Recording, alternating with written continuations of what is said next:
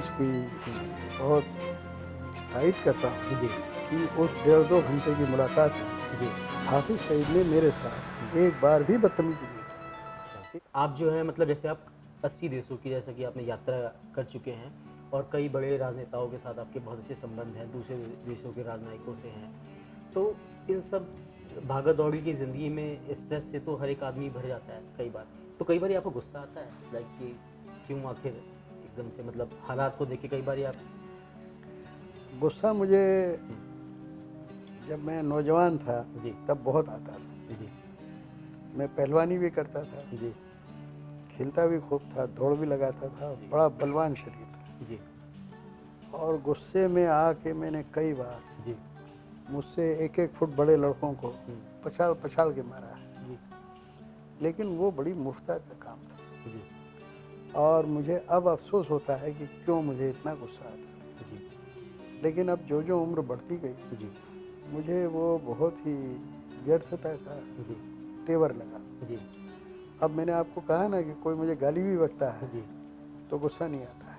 इसी हाजिर जवाबी को देखते ही मैं आपको दर्शकों को बता दूँ कि डॉक्टर साहब की एक अलग पहचान है कि वो बड़ी सहनशीलता से लोगों को उसका जवाब देते हैं। अब आप देखिए ना, जी, जब हाफ़िज़ सईद को हुँ, 5 साल पहले जी, लोग कहते हैं मैंने इंटरव्यू किया, जी, इंटरव्यू करने नहीं गया था, जी, जी, जी, बातचीत करने गया जी, था। जी, उसको लेके इतना हंगामा मचा, हुँ, हुँ, ये पूरा घर जी, देशी और विदेशी पत्रकारों से भरा था, जी, यहाँ से वहाँ तक सड़क पूरी भर गई थी। जी, लोगों ने कई उटपटांग सवाल किए जी, मुझसे, कई आपत्तिजनक बातें मुझसे कही, जी, लेकिन मैंने कोई जानबूझ के गुस्सा नहीं किया, वैसा नहीं है। जी, मुझे आया ही नहीं गुस्सा। जी, सब बात आज भी जी, मुझे इस बात का बड़ा आनंद है जी, कि मैंने किसी भी पत्रकार को लज्जित नहीं किया, जी, किसी का अपमान नहीं किया। जी, वाहियात से वाहियात सवाल पूछने वाले को हुँ, हुँ, मैंने कोशिश की कि ठीक से जवाब दूँ, उसको संतुष्ट करूँ। जी, तो अब शायद उम्र का ये असर हो गया है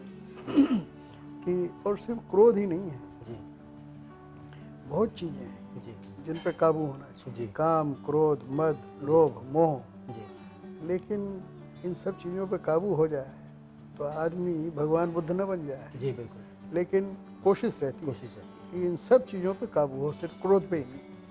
2014 में जब आप हाफ़िज़ सईद से आपने मुलाकात की, इस मुलाकात के बाद पक्ष और विपक्ष दोनों आपके खिलाफ नज़र आया। ये तो सारी दुनिया जानती है, पत्रकारों ने बहुत सारे उल्टे-सीधे कुछ प्रश्न पूछे, लोगों ने पूछे। लेकिन उससे क्या उलट होके हमें लगता है किसी ने क्या ये नहीं सोचा कि इतने खूंखार आतंकवादी के पास आप मतलब इतनी बहादुरी के साथ उसके पास गए, उससे मिले और उसका इंटरव्यू लिया। ये तो बहुत हिम्मत की बात है, जो आज तक शायद भारत के इतिहास में कभी ऐसा पॉसिबल ही नहीं कोई जाके वहाँ पर उसका इंटरव्यू ले पाए। लोग उसके ठिकाने नहीं ढूँढ पा रहे हैं और आपने कितनी बहादुरी के साथ वहाँ पर जाके इंटरव्यू लिया। उस टाइम का नहीं, क्षण थोड़ा-सा अलग है। उसमें मेरा ये कहना है कि इसमें कोई ख़ास बहादुरी नहीं थी, हुँ, हुँ। क्योंकि हाफ़िज़ सईद जैसे कई लोग हैं हुँ, हुँ, हुँ। कि पिछले पत्रकारिता के मेरे 60-65 साल में मैंने कई लोगों से बातचीत की है। जी, जैसे लल देंगा है, जी, जो मिज़ोरम के मुख्यमंत्री थे। जी, जब उनको डिसमिस किया उनकी सरकार को, तो वो सीधे मेरे पास आए। मैं पीटीआई में था, जी। पीटीआई भाषा का संपादक था। आए और कहने लगे कि मैं राजीव गांधी की हत्या करूँगा। हुँ, मैंने कहा कि कुछ कहा नहीं मैंने, 1-2 घंटे में उनकी बात सुन, हुँ, हुँ। फिर उनको मैंने समझाया। जी, मैंने कहा आप बड़े आदमी हैं, जी, राजीव गांधी अभी नौजवान हैं। जी, आप जो बोल रहे हैं वो आपके शोभा नहीं देता समझ है। सकता और हूँ। फिर उनको मैंने समझाया। वो मेरे दोस्त बन गए। हुँ, मेरे कहने से वो दिल्ली में रहे और जी, दिल्ली में रहकर जी, उन्होंने जो सिख टेररिस्ट थे, हुँ, हुँ, उनको जाके समझाया कि मैं गलत रास्ते पे था, वो मैंने छोड़ा, अब तुम जी, गलत रास्ते पे मत चलो। जी, तो ऐसे कई लोगों से, जी, जो आप देखिए अफ़गानिस्तान के जो मुजाहिदीन नेता थे, गुलबुद्दीन हिकमत यार, जी, रब्बानी साहब, जी, रब्बानी। जो बाद में वहाँ राष्ट्रपति बने, जी, हिकमत यार 2 बार प्रधानमंत्री के लिए नॉमिनेट जी, हुए। ये सारे लोग भारत विरोधी थे। जी, इन सबसे मैं मिला, 1983 में मिला, 1981 में मिला, उसके बाद भी मिलता रहा। मेरा दरवाज़ा खुला हुआ जी, है। एक पत्रकार बिल्कुल डॉक्टर की तरह होता है। जी, मरीज़ किसी भी जाति का हो, जी, किसी भी उम्र का हो, किसी भी रंग का हो, किसी भी रुतबे का हो, गरीब हो या अमीर हो, एक डॉक्टर सबकी सेवा करता है। जी, एक पत्रकार का भी ये काम है कि कोई हो उससे खुल के बात करे, जी, और जो बातें कई बार बड़े बड़े नेता और सेनापति जी, एक दुष्ट आदमी से नहीं उगलवा सकते, एक पत्रकार उगलवा लेता है, बिल्कुल, सच्चाई मालूम कर लेता जी, है। तो मेरा एक काम है, मैं जहाँ भी जाता हूँ या जो भी मेरे पास आता है मैं सबसे मिलता हूँ, उनसे मैं पूछता हूँ कि तुम ये जो गलत काम कर रहे हो क्यों कर रहे हो भाई, मुझे बताओ, मैं भी करने लगूँ। जी, अगर ये बहुत ही अच्छा काम है, जी, ये बहुत कार्य सवाब जिसको बोलते हैं, जी, पुण्य का काम है, जी, तो मुझे भी जोड़ लो इसमें, जी, मुझे बताओ सही। और ये बात मैंने हाफिज सईद के दिमाग में जमा दी जी, कि वो जो कर रहे हैं वो न तो जिहाद है, न वो इस्लाम के मुताबिक है, न वो पाकिस्तान के फ़ायदे में है, जी, न वो उनके फ़ायदे में है, जी, न उससे कश्मीरियों का कोई फ़ायदा होने वाला है, जी, उससे आपको नुकसान ही नुकसान होने वाला है। जी। ये बात मैंने उनके दिमाग में जमा दी। क्या आपके इस प्रश्न से हाफिज़ थोड़ा-सा गुस्से में आया है, थोड़ा एग्रेसिव? नहीं नहीं नहीं, अच्छा। ये मैं हाफिज़ की हुँ, बहुत तारीफ़ करता हूँ जी, कि उस 1.5-2 घंटे की मुलाकात में जी, हाफिज़ सईद ने मेरे साथ एक बार भी बदतमीज़ी नहीं अच्छा, की, एक बार भी गुस्सा प्रकट नहीं किया, बल्कि मुझे ये लगा कि मैंने उनको 1-2 पुराने इतिहास के किस्से सुनाए हुँ, कि देखिए, गलतियाँ सबसे होती हैं, जी, आपसे भी हुई, जी, लेकिन आप उनका पश्चाताप करें। जी, इंडिया आए, जिन लोगों को बम्बई की होटलों में, हुँ, निर्दोष लोगों को, बेकसूर लोगों को मारा गया, उनके घर जाएं, हुँ, उनसे माफ़ी मांगें जी, और अल्लाह ताला से दुआ करें हुँ, कि आपको माफ़ करें, जी, और अपना जीवन दूसरा बनाइए। हमारे यहाँ वाल्मीकि हुए, जी, वो डाकू थे, जी, भगवान राम के भजन किया हुँ, और महर्षि बन गए। हुँ, अंगुलीमाल थे, लोगों की हत्या कर देते, जी, भगवान बुद्ध को डराया लोगों ने कि वहाँ मत जाइए, अंगुलीमाल बैठा है, हुँ, लेकिन अंगुलीमाल एक बार उसका हृदय परिवर्तन हुआ हुँ, और वो ऋषि बन गया। तो मैंने कहा आपके लिए भी अवसर है एक बेहतर इंसान बनने का। तो उस वक़्त क्या प्रतिक्रिया दी वो उन्होंने? चुप हो गए सुनते। अच्छा, कोई मुझसे कहने लगे मैं तो बिल्कुल निर्दोष हूँ, मुझे अदालत ने बरी कर दिया है। हुँ, मैंने कहा किस अदालत ने बरी किया है? जी, पाकिस्तान सरकार की अदालत ने बरी किया है, आपकी लाहौर की, इस्लामाबाद की अदालत ने बरी किया है।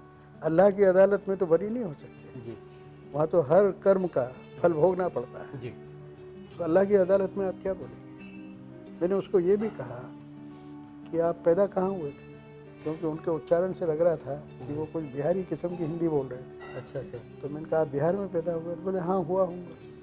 तो मैंने कहा आपका, तो मुझे लोगों ने कहा रोपड़ में पैदा हुआ है। हुँ, हाँ बोले रोपड़ में। तो मैंने कहा रोपड़ बिहार में है क्या? हुँ, रोपड़ तो हरियाणा और पंजाब के पंजाब में बॉर्डर पे है। जी, तो बोले हाँ मैं रोपड़ में हुआ हुँ, हूँ, रोपड़ में मेरा बीज रखा गया है, पैदा में सियालकोट में हुआ। सियालकोट में, तो मैंने कहा आपकी असली मातृभूमि जी, तो रोपड़ और भारत हुआ, जी, 1947 में बीज रखा गया।